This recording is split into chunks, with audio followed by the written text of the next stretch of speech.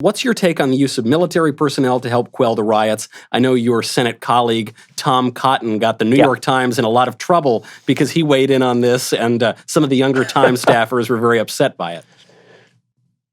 Well, okay, so let me take two different issues there because they're both worth addressing.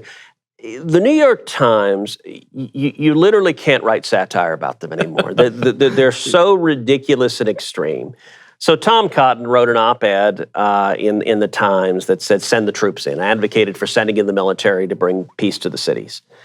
And the New York Times began to have an epileptic fit.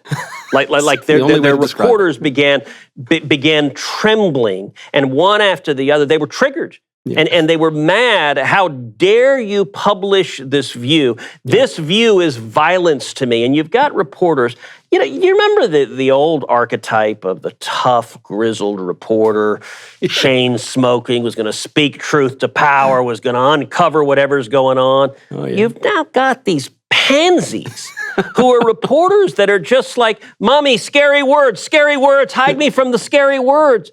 Like, okay, if you disagree with Tom Cotton, all right, buckaroo, here's a crazy idea. Man up and argue why you think he's wrong. That's okay. Write your own op-ed.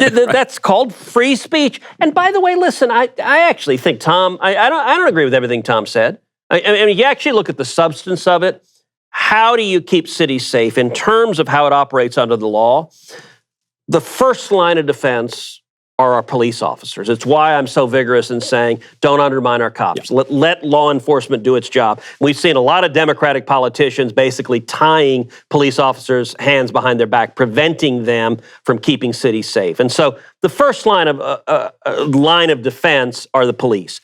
The second line of defense is the National Guard. And so if the police are overwhelmed, you can call up the National Guard. That provides an additional wave of strength. And the military is available. Look, there is a long tradition of the military in a case of violent insurrection, in a case of rioting coming in. But the military is the third and final step. And so I think there's some Republican politicians that are showing how tough they are by saying, send in the Marines on day one. Well, Look, if we need to, yes, we need to do whatever is needed to keep people safe, but let's start with not handcuffing the police officers and let them actually protect our communities. And the military should only be a last resort, I believe. Right. Fair point.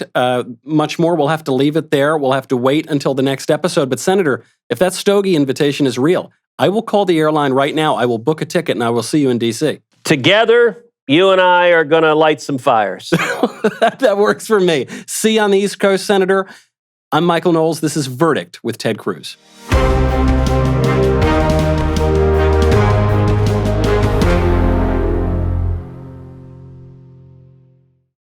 Hey, Michael Knowles here. And the fact is, a life of cigars and scotch does not come cheap. So please be sure to subscribe to the Daily Wire on YouTube, because I depend heavily on your support to continue this wonderful lib-triggering life.